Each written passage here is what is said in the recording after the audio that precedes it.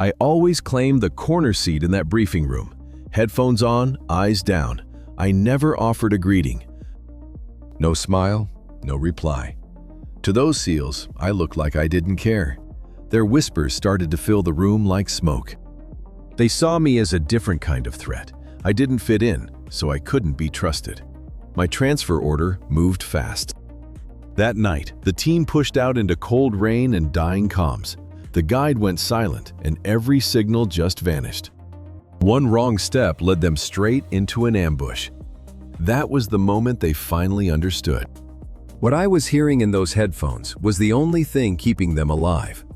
The platoon's rhythm ran on precision and pressure. My day started before dawn. I watched bodies move through the gym in sets, then the range, and then the water. We moved to the classroom, where maps covered the tables. That place ran on brotherhood just as much as tactical rules. Everyone knew everyone's habits back then. Who needed coffee before a brief, or who had a family back in Coronado? They could gut weapons in the dark. They lived in a narrow world where trust wasn't a word, it was a habit. I landed in that world like a cold, hard stone. I was in the troop support cell, a quiet annex with hardwired gear and a perfect view of the main hallway. I showed up with my hair back, one small bag, and those over-ear headphones I refused to ever take off. I gave one nod on day one and went straight to work. Hands on gear, screen glow on my face. I never traded jokes. I didn't ask where they were from. I never followed anyone into the rec room after the sun went down. They had seen quiet before, but not like mine. Silence is a shield, but to them, it was a loud message. Those men were trained to read behavior under pressure. They looked for hesitation, avoidance, or any sign of weakness. In me, they saw a refusal to sign their unwritten contract. After a few days, they just stopped waving me over. After a week, they quit trying to learn my name. In the halls, they just started calling me the Ears. Chief Grant Keller had seen enough rotations to know that he could manage personalities as long as the work stayed solid. He used to watch me from the doorway while I ran diagnostics on the heavy bank of radio receivers. My head would tilt, listening for some distant signal in the quiet. My work was clean, fast, and always exact. My reports were short and perfectly timed, but I still sat through every briefing with those headphones sealed tight over my ears. It built a wall between me and the rest of the room, a signal that I was already somewhere else. During reviews, I stayed silent unless someone asked me a question directly. I gave clipped answers, then went right back to my notes. Their culture couldn't handle a gap like that. You and I know that trust is built in those small exchanges. A joke after a drill, a glance after a swim, or a nod when a teammate took a hard hit. It was a system built on 1,000 tiny approvals. I gave none of them. I did the job, then disappeared. They wondered if I was arrogant or just judging them. The jokes started out small, then they started to sharpen. In the locker room, they said I was probably just listening to music to drown all of them out. Others claimed I was just a civilian sent to babysit. It was easier to believe I was a problem than admit they didn't know what I did. Grant finally tried the direct approach. He called me into his office one Tuesday after the team finished a swim. He left the door open. He wanted me to know this was just a talk, not a formal reprimand.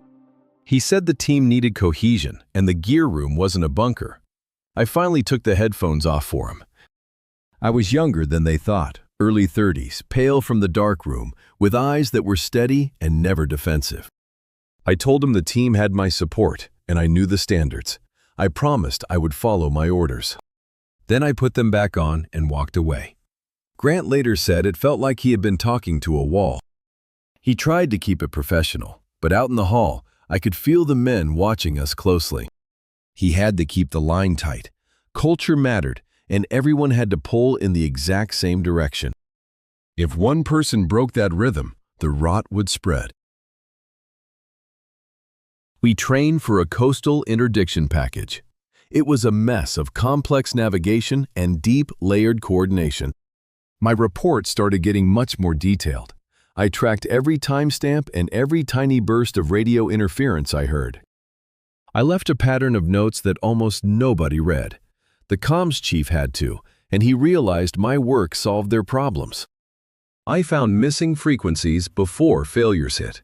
I caught stray carrier tones before the exercises even began. But that work always vanishes into the background. You and I know the best crews never make the history books. Those men let their opinions harden into a simple story. I didn't want to be there. In their world, that meant I didn't have their back. It was the slow squeeze of small omissions. When the team hit the chow line together, no one ever held a place for me. No one told me when the roster changed. When the team ran drills at the pier, I was assigned to the back room. I was forgotten when the debrief moved to the main bay. I didn't complain. I just adjusted. I checked the board myself, found the schedule on the drive, and walked into debriefs late. I sat in the corner with my headphones on. My silence just confirmed what they already believed. Some of the men tried to test me. A senior operator named Luke Carver left a dead battery on my workbench just to see if I'd call him out. I didn't say a word. I just swapped it and filed the bad one in quarantine. I never mentioned it. Another man adjusted a cable and waited to see if I would react. I traced the signal, fixed the connector, and moved on. My lack of reaction gave them nothing. If anything, my silence felt like a verdict. I kept delivering support with a disciplined, tight consistency. Before the night movement through the bayou, I mapped out the interference from the local shipping traffic. I left a note stating the best window was a 20-minute gap at 0140. They ignored my note in the pre-mission prep. The team went anyway, crossed early, and then lost their queuing signal for a critical minute. The exercise recovered, but they blamed the frustration on the weather and bad luck. I marked the timing of the dropouts in my notebook, tracking them like tectonic fault lines. My pages were filled with columns for time, frequency, signal strength, and anomaly. My discipline looked obsessive if you didn't understand it. I was mapping a battlefield they couldn't see. I wasn't blind to the pressure. In the locker room, the tone dropped when I passed. In the chow hall, jokes went flat until I walked out. On the manifest, I belonged to the troop. In the air, I was a stranger. The gear didn't care. The radios didn't care. The spectrum didn't care. I just kept listening anyway.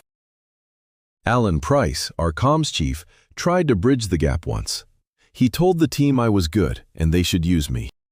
He said it in his neutral tone, the one he used when he wanted to end an argument. It didn't land. Being good didn't mean they trusted me. Tight units like that often stay closed in a circle. They saw my isolation as a choice. The more they pressed, the more I retreated into my headset. One afternoon in the planning bay, Grant found a page of my notes left on the table. It was a grid of frequencies with asterisks by several bands. He read it, didn't understand it, and put it back. Part of him wondered if he should ask. Another part decided it would only reinforce my separation. We stepped into a string of field exercises meant to simulate unstable communications and compromised navigation systems. Their own discipline held most of the time, but when small failures piled up, they finally fell back on me. Since I never spoke, their fallback felt thin. They built a rule about me without even knowing. Looking back, they couldn't trust guidance from a person who wouldn't even look them in the eye. The rule was never spoken. When I flagged interference at 32.4, they just ignored it. When I flagged a short burst at 18.25 that repeated every 15 minutes, they assumed it was noise. The signals I caught never reached them. My own silence had become a wall, and the gap only widened. It didn't take a dramatic event to make it real. It took time, repetition, and the slow death of curiosity. The first real crack happened during a navigation exercise out in the coastal hills. We were on a timed route with strict comms discipline. The sky was flat and dry, the kind of weather that makes things easy. Midway through the route, the primary net degraded into a thin hiss. We switched to backup, but the backup carried a low rhythmic pulse under the voice traffic. It was very weak. From my annex, I logged it. The signature matched a low-power burst used in the region by commercial survey crews. It wasn't a threat, but it was close enough to our band to cause partial bleed. I sent an alert to the chief. Pulse interference. Shift 2 channels up. Clearing in 6 minutes. The alert reached the team in transit. Grant read it on his device, paused, and handed it to Alan Price. Price suggested we move up the band. Luke Carver shook his head, said it wasn't worth breaking rhythm for a weak pulse. The team held the channel and pushed on. The route took them into a ravine where signal reflection became a wall. Their voices dropped out for 40 seconds. The lead element took a wrong fork, adding a steep climb and wasting time. The exercise ended late and rough. The men came off the hill irritated and blaming each other for the mess. I said nothing. My log noted the interference spike at the exact time and the ravine angle that caused it. I placed the note in the shared drive. It sat there, unread. 2 days later, a minor gear room mishap set off another chain. A receiver went dead during a rehearsal. My diagnostics showed a clean signal but a dead output. I suspected a blocked port and wrote a short note. The team stripped the receiver and found a clogged connector. It took 30 seconds to fix. Luke Carver called it luck. Grant looked my way in the corner, but I didn't look back. The next brief covered weather and potential interference. I lifted one hand, hesitated, and then I finally spoke. My voice was flat, almost clinical. I explained that the port system used timed bursts on a frequency band adjacent to ours. Top of the hour, not the middle. It was the longest sentence I had said in a month. Grant gave me a nod, but the room didn't move. Their schedule was set. They held the plan and pushed on. It was a small decision, but it sent a clear message. My input didn't land because I hadn't been part of that room for weeks. The briefing ended, the men filed out, and I put my headphones back on. I had spoken once, and the silence afterward felt heavier. Grant wondered what I was listening to, but never asked. The troop was heading into a busy training block, with a formal evaluation waiting at the end. He focused on timing and performance metrics. He told himself my support cell was working just fine. But the question stayed. The decision to force my transfer didn't come from just one single incident. Looking back, it grew from friction and the belief that unity mattered more than any one specialist. The troop sergeant met with Grant and Alan Price in a small office that Friday afternoon. The sergeant said the men were tired of the ghost in the corner. He said they couldn't afford a trust fracture. Grant resisted, but only briefly. He had been taught that the team was the mission. One gap costs lives. He told himself a different unit would fit me better and I could integrate more smoothly. The logic was harsh, but it fit the culture he knew perfectly. The transfer request moved up the chain and came back approved with very little delay. My support cell could be reassigned to a different troop. The paperwork was almost routine. It was signed Monday morning and delivered to me that afternoon. I read it twice, then slowly removed my headphones. The room was quiet except for the equipment hum. I stood still, wanting to say something, but I didn't know how. The words, if they existed, stayed inside. I put the headphones back on and nodded that I understood. Grant told himself the decision was clean. Better to solve a cultural problem before it became a tactical one. He didn't even look at Alan Price when he left the room. That night, the team prepared for live fire in the dark. The weather report called for cold rain and wind. The schedule wouldn't move. Their guide was a temporary relay in the hills, a backup against the terrain. They had run the route before, but never in rain like this. Supply was already clearing my gear from the annex. My last note was logged and closed, sitting unread in the drive.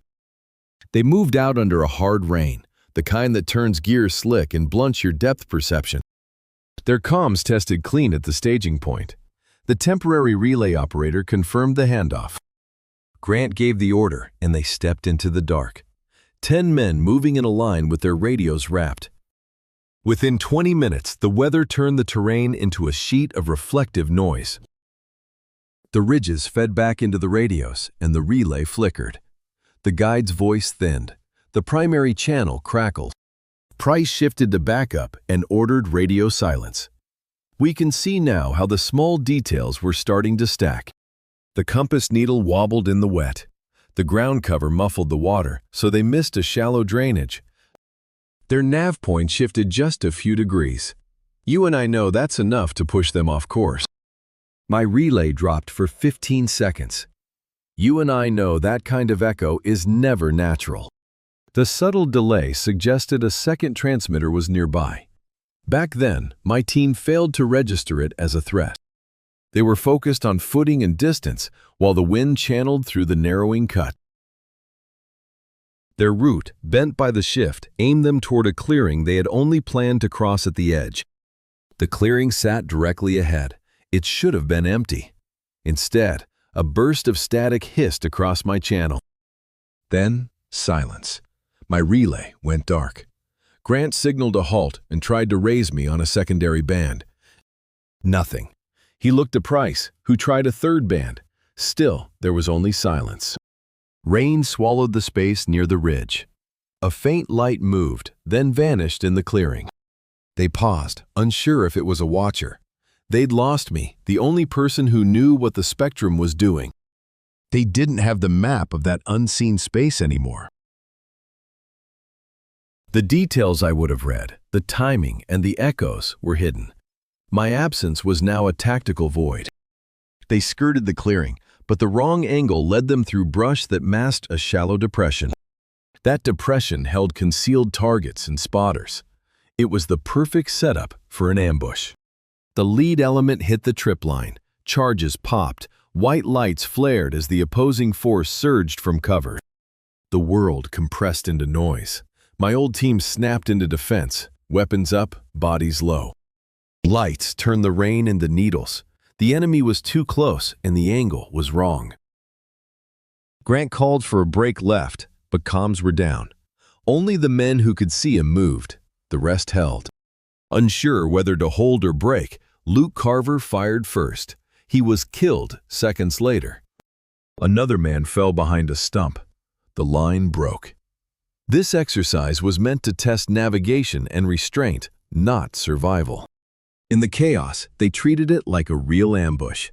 The panic was very real. Warnings were lost in the rain. Someone tried to signal with a strobe light. The opposing force closed to point-blank range. Grant clustered the team and pushed them back toward higher ground. He couldn't reach my relay or the secondary net. The air was thick with static. Their own signals were echoing, trapped in a bowl of rough terrain and bad weather. He acted on incomplete data, and it cost them.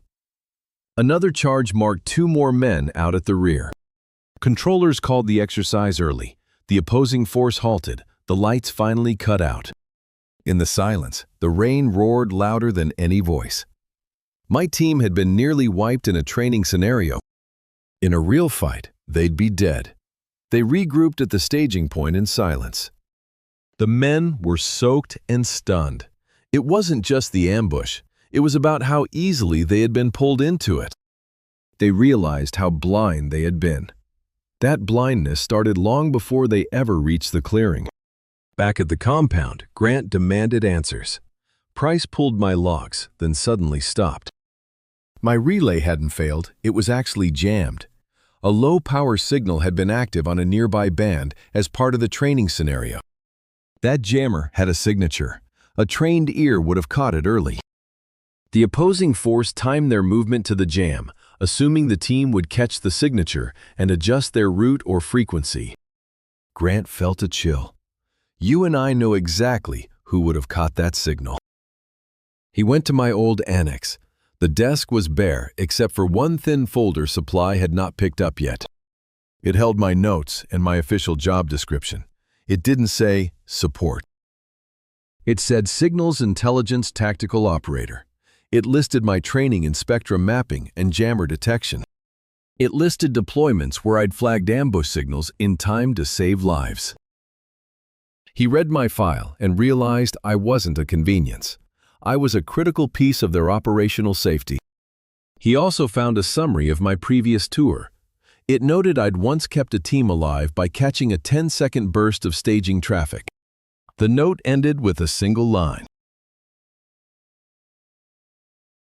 Operator monitors interference. Limited verbal comms by design.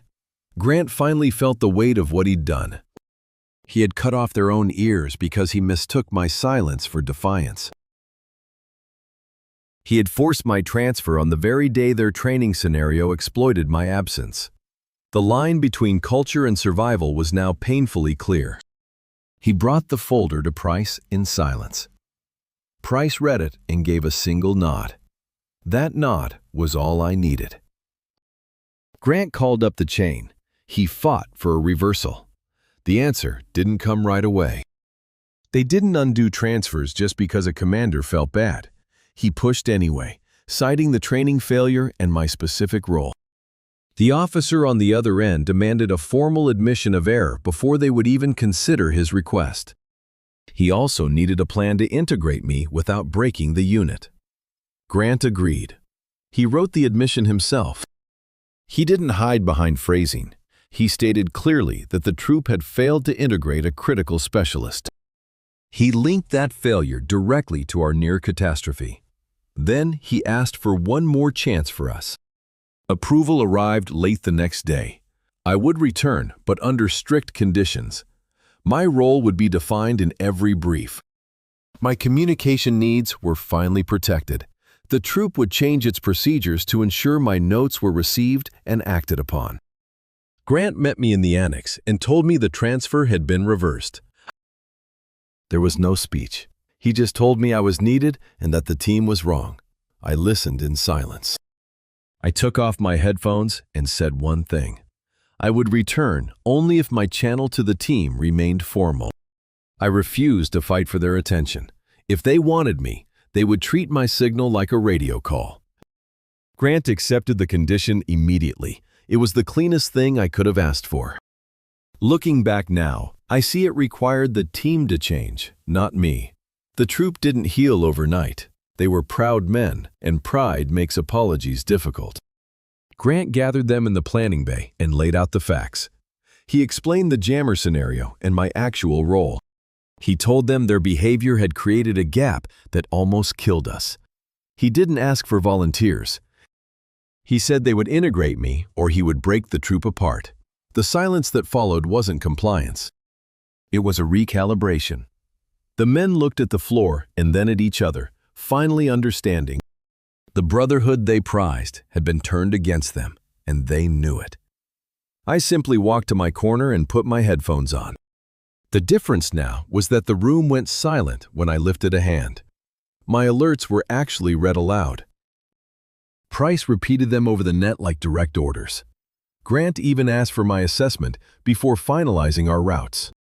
I still said very little, but the effect was immediate. When I flagged a burst, the team shifted frequencies without question. When I marked a risk window, they adjusted their timing by 10 minutes. The interference never even touched us. There were no grand apologies. Carver approached me once after a brief and said something that felt like an admission. I nodded and returned to my screen. The respect that formed between us wasn't friendly. It was professional, exact, and earned. Grant changed our ritual.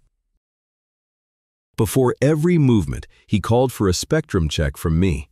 He made it part of the official checklist, right alongside water and weapons checks. The change was small on paper, but it rewired our habits. It told everyone that the unseen space truly mattered. The cost of our failure lingered. 2 men had been marked during training, and their pride was still bruised. We had to rerun the evaluation. The after-action report listed the failure to integrate me as the principal cause. Grant accepted the mark as his own. Telling the men it was his burden did more for us than any speech.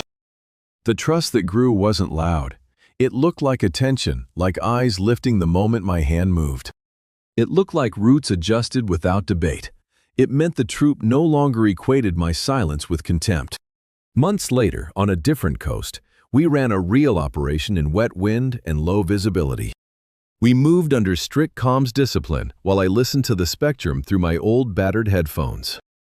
I flagged a faint pattern on an adjacent band, a short ping repeating at a regular mechanical interval.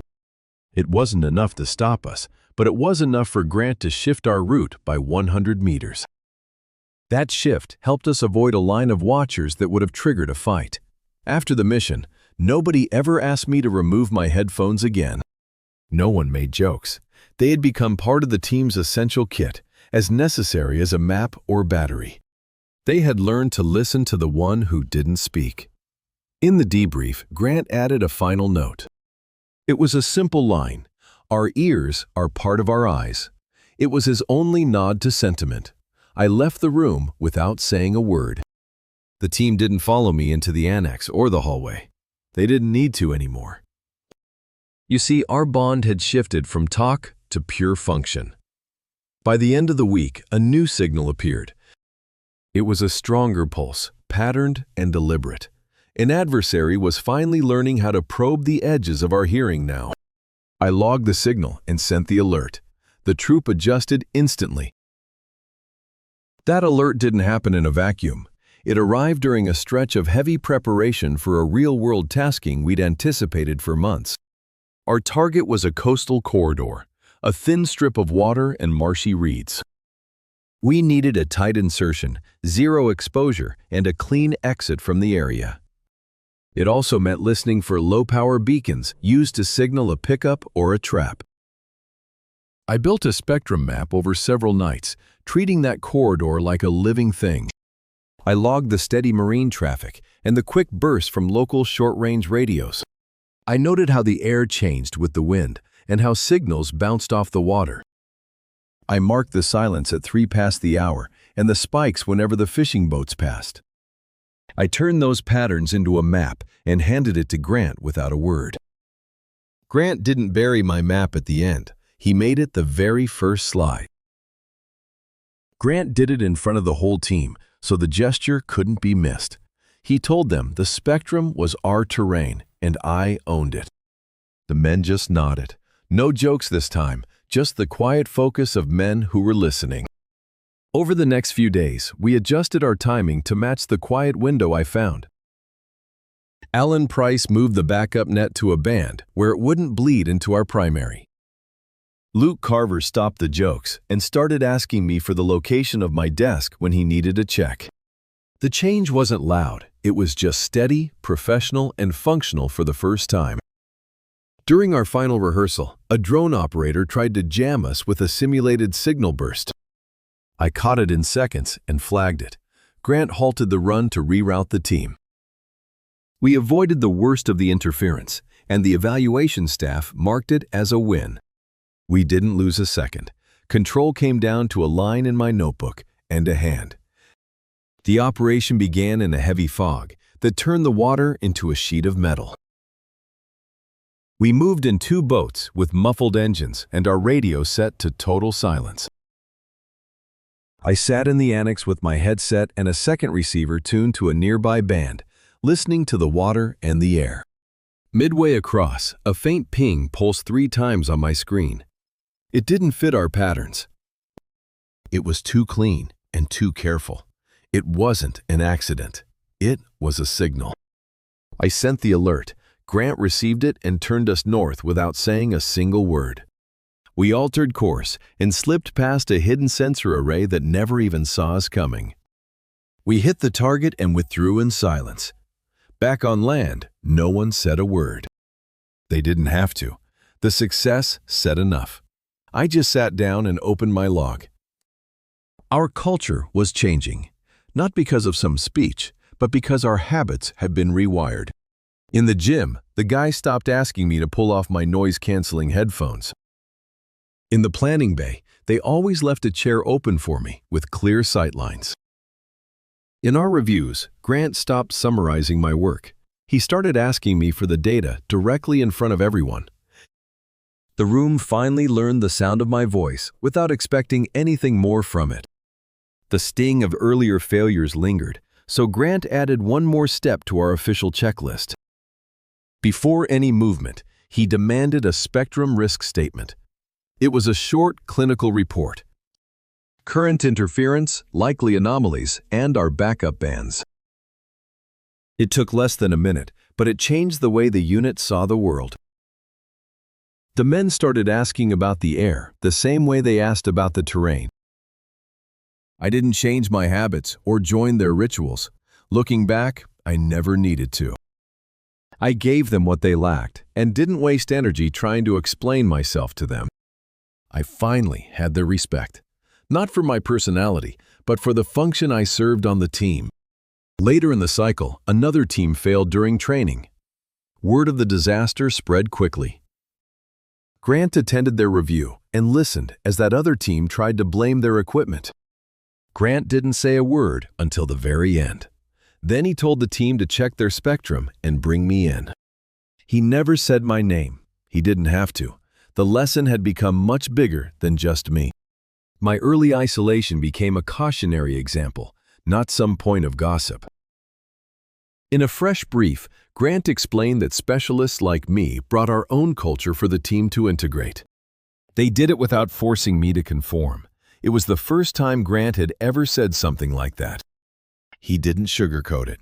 Weeks later, we moved again, heading into a training block deep in the desert. We were far from the water's noisy reflections now. The heat exposed longer ranges and a different spectrum. A quieter band structure made interference easier to find. I tracked every shift and posted my notes. I saw distant rids throwing a faint reflection straight back into our primary channel. It was a thin, flickering echo that messed with our distance reads. We adjusted and cut our time down. Nobody argued with the change or asked for a debate. While the others cleaned weapons, I stayed in the annex. I was listening. A brief, irregular pattern hit the air, lasted 2 minutes, and then just vanished. I logged it, comparing it to those earlier pings. Same signature, but this time it was stronger and closer. It felt like a probe. Someone outside our wire was testing how we listened to the world. I sent my notes to Grant before heading back to the headset. He read them and saw the warning. It wasn't a threat we could see, but one that could hunt us if it knew how we heard.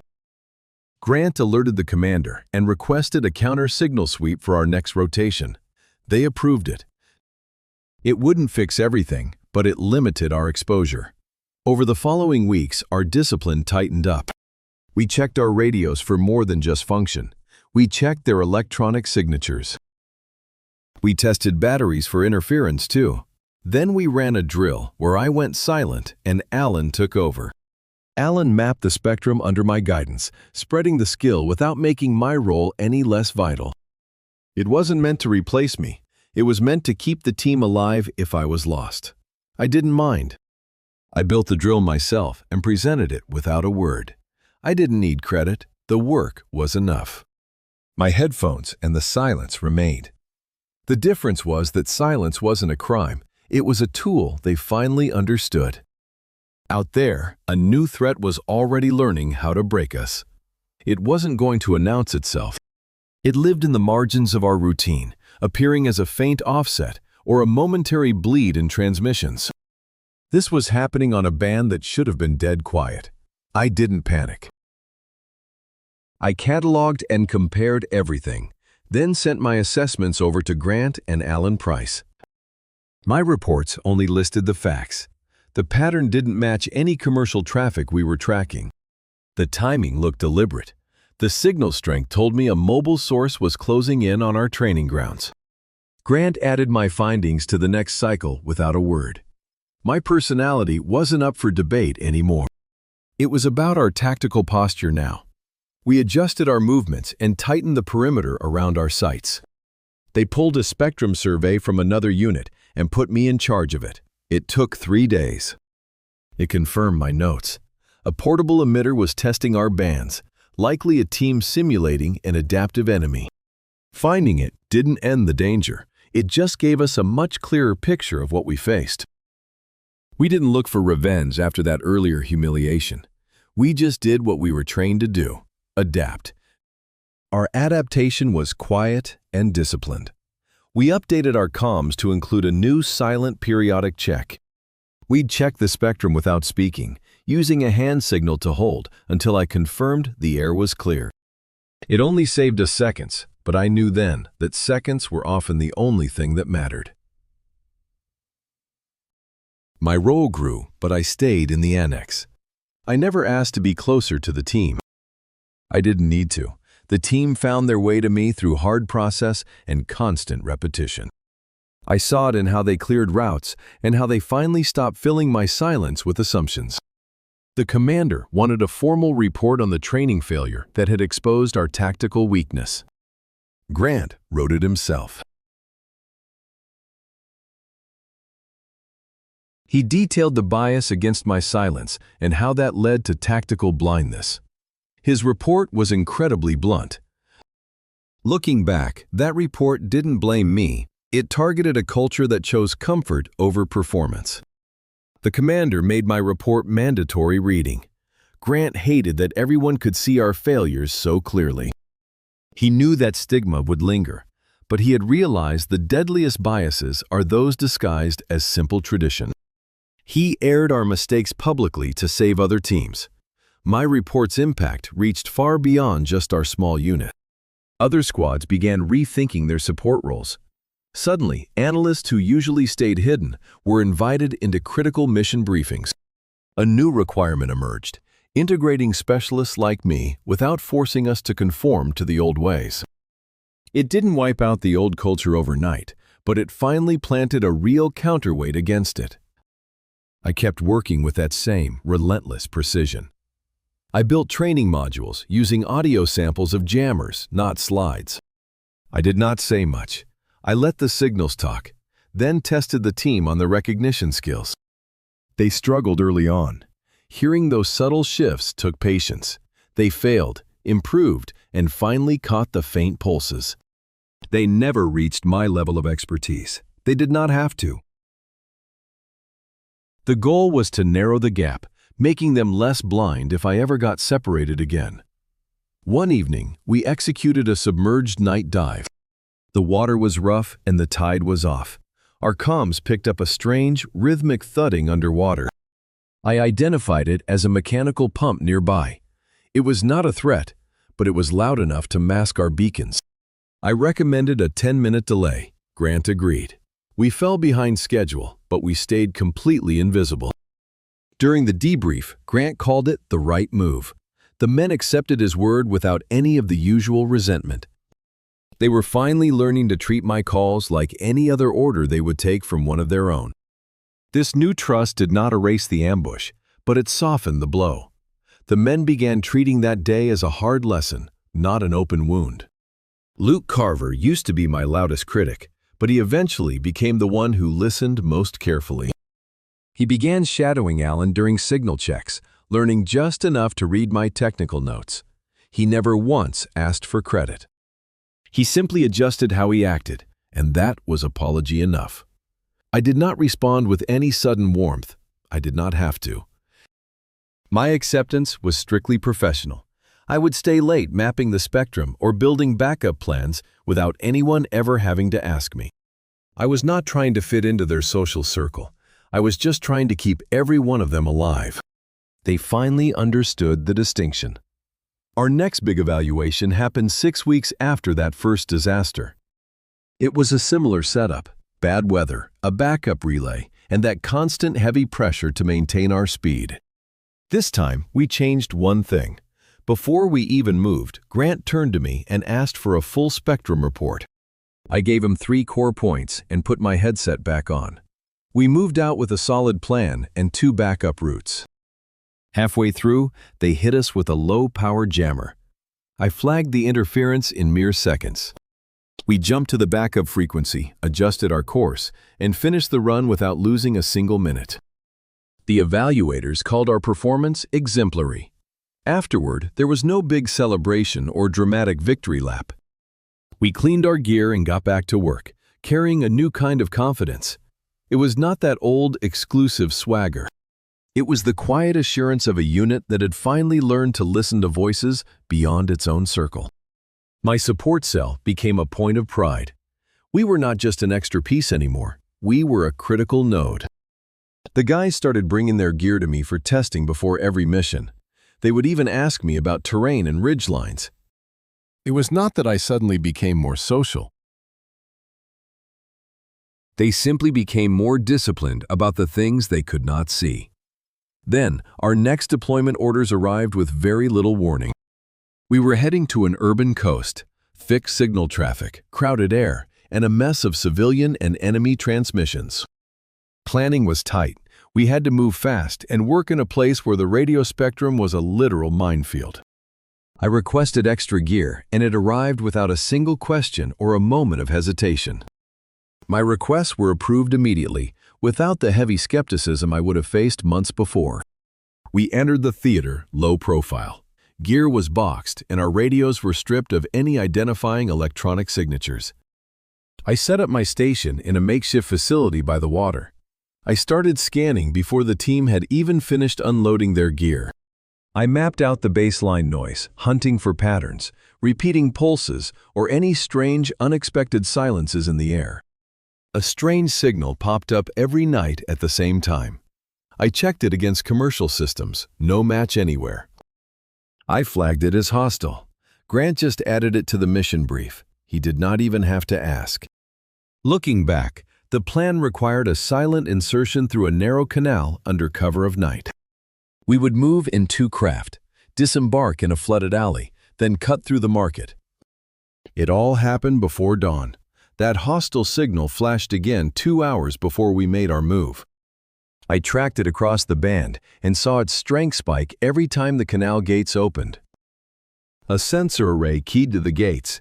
I sent the alert and recommended a different entry point. The western gate added time and distance. Grant signed off on the change without any pushback. We moved ahead. The alternate gate was slower, and the team had to push much harder. We reached the flooded alley late, but looking back, the canal route I avoided was compromised later. The boys never saw it. They only heard about the trap in a later intel brief. I didn't mention the link. I didn't have to. Grant understood exactly what I'd done. They all understood. Proof was enough. Later, our extraction phase was hammered by heavy electronic interference. A local grid failure sent bursts across several bands, and our backup communications net started to fail. Alan Price tried to punch through the static, but it was thick. I called for a frequency shift.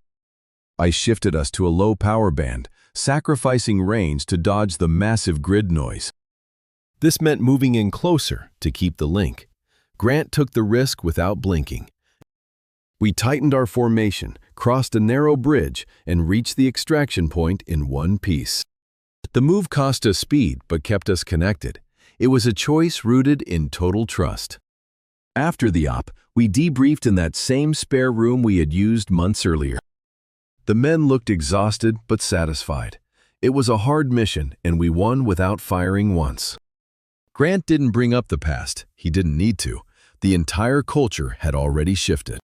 He asked for my assessment of that hostile signal, and I gave it in 3 short sentences. Then I put my headphones back on.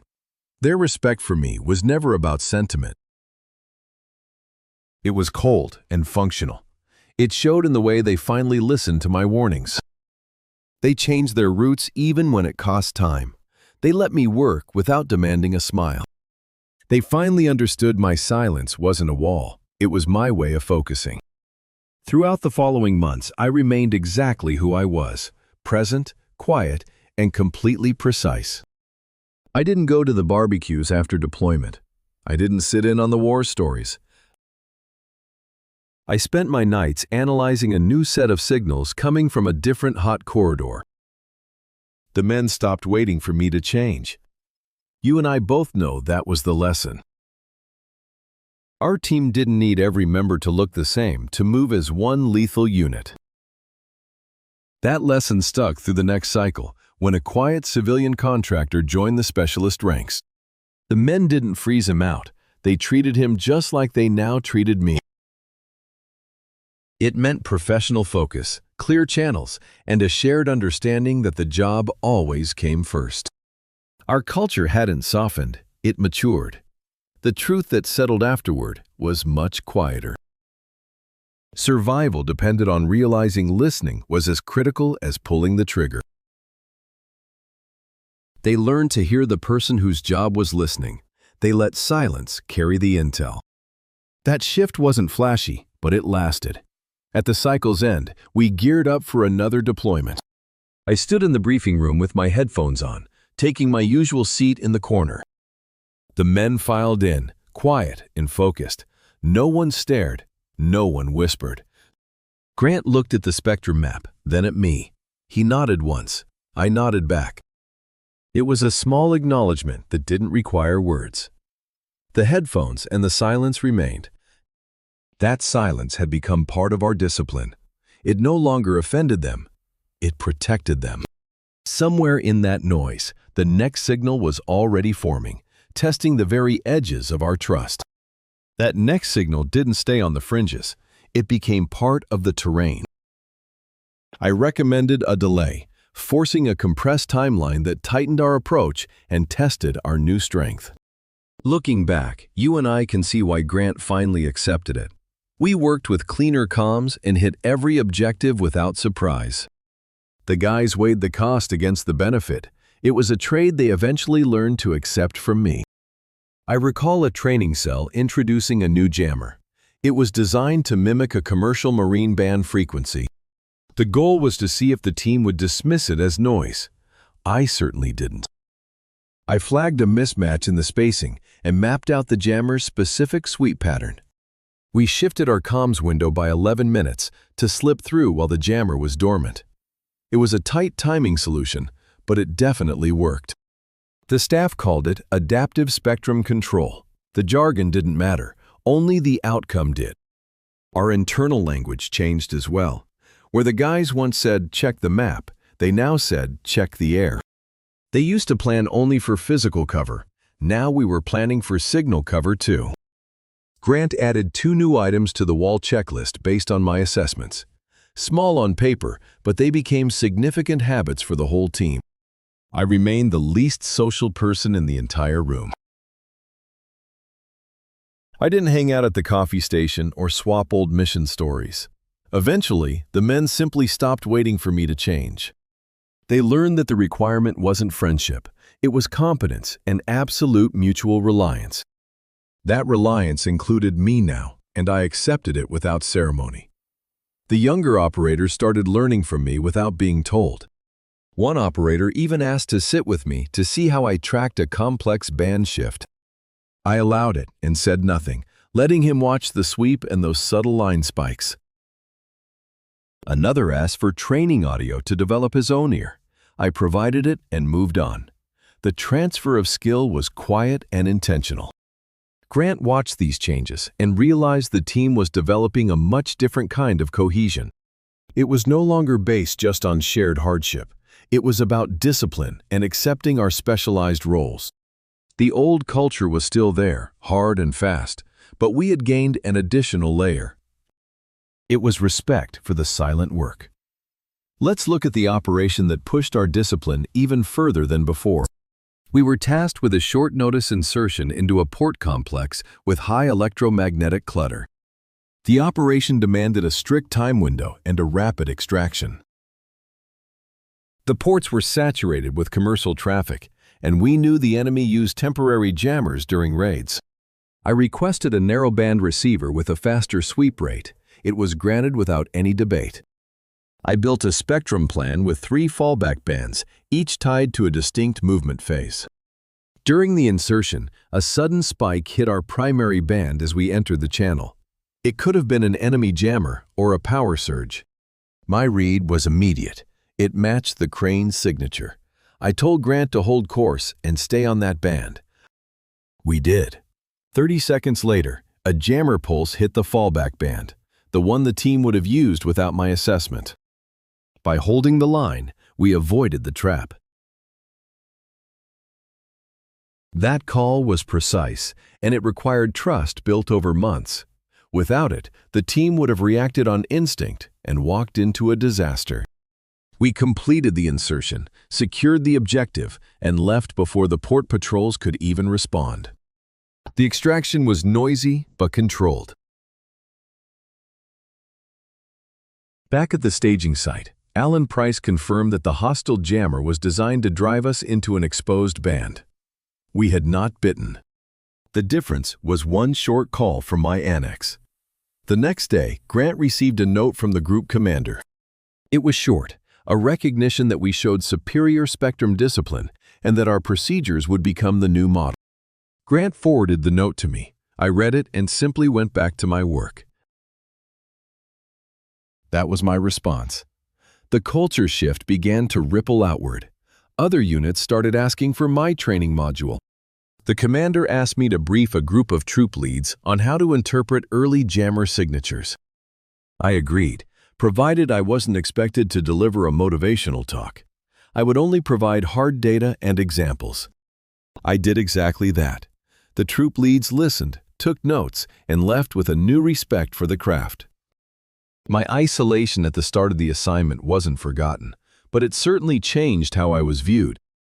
It was a reminder that a team can be lethal and still be wrong about what keeps it alive. Grant carried that reminder into every new brief. He didn't allow the culture to flatten the people within it. He enforced integration as a discipline, not a suggestion. Looking back, you and I can see how that final evaluation proved we had truly changed. The weather was miserable and visibility was almost zero. The drill included a hidden jammer and false signals to pull us off course. I caught the ghost signal early and sent a quick alert. My team adjusted. We finished the movement with 0 losses. The evaluators finally noted our progress. They cleared us as fully recovered. Afterward, we headed back to the briefing room. Nobody cheered. We just stripped gear, cleaned weapons, and took notes. Discipline held. The only change was a small sign above my comms board. Listen before you move. Alan Price had put it there in secret. None of us ever took it down. By the next week, we prepared to rotate home. The mood felt steady and professional. I packed my gear with the same care I always did. My headphones went in last. Grant stopped by the annex, thanked me in one short sentence, and left. I didn't respond. I didn't have to. The team had already shown their respect through their actions. Once we were back at base, we restarted our cycle of training and preparation. A new group rotated in. They watched me in the corner, waiting for an explanation. Grant kept it brief. He told them I was the ear and my silence was the job. He said their only job was to listen to me. That was all they needed. The story of my early transfer became a cautionary note for new leaders in training. It didn't sting with shame anymore. It just held the clarity of a lesson learned. We paid the price and changed. That was the only resolution that truly mattered. My headphones stayed. The silence stayed. But their meaning was no longer a question. We learned to measure trust by function rather than voice. The air felt different. It was a train we had trained to read, with me at the quiet center. The following weeks were less dramatic, but vital. We returned to the routines that built our edge. We focused on sunrise runs, weapons work, and water time whenever the schedule allowed it. I stayed in the annex with my headset and screens. The guys passed me with quiet nods. Recognition was a habit now, like checking a safety. Grant used the lull to formalize everything. He and Alan Price updated our internal doctrine. The new document was short and direct. It made spectrum awareness as vital to mission planning as picking the right route. It stated that signals intelligence was time-critical, not just some optional set of notes. It created one rule. If the ear raised a warning, we paused until it was resolved. The rule wasn't meant to slow us down. It kept us from sprinting into blindness. This change filtered into our drills. We ran a rehearsal with a faint, irregular ping. The ping was easy to ignore. It didn't sound urgent, but I flagged it anyway. We adjusted our path and found a simulated sensor array hidden under a dock. In the debrief, Grant pointed to that adjustment and said nothing else. The lesson held. My interactions with the guys stayed minimal, but our dynamic finally worked. When I needed gear moved or a repair, I asked once. It was handled immediately. I didn't waste words. I didn't need to. They responded because they understood my value. One afternoon, a rookie asked why I didn't join everyone in the rec room. Grant told him calmly, I was on the net. My job was to listen. Theirs was to move. He accepted it. You and I know that understanding was our baseline. Our next deployment order came with short notice. We were heading inland, far from water. The spectrum would be different over those distances. A single pulse would stand out. I adjusted my gear and built a new map of rural radio traffic patterns. They watched me work while packing. For once, the younger guys asked about my notes. I gave them the facts. The questions stopped once they finally understood. That inland operation was clean and fast. We kept the comms dark, moving like ghosts through the brush. Hand signals and set checkpoints. I watched from the rear, monitoring the air. My headset was hardwired to a field unit. It let me scan the airwaves even while moving. I caught a brief burst that didn't match local traffic and flagged it. We adjusted our timing and waited. A patrol crossed the exact ground we had just walked away from. The guys never saw the threat, but they felt it. Mission done, we headed back to base. There were no parades or medals. The work was finished, and for us, that was always enough. During the debrief, Grant only had one thing to say. My ears kept us ahead of the threat. I just nodded and walked out. You and I both know real stories don't end with speeches. We grew that day. The silence wasn't a wall anymore, it was a channel. The meaning had shifted, and we finally learned how to keep that edge for the long haul.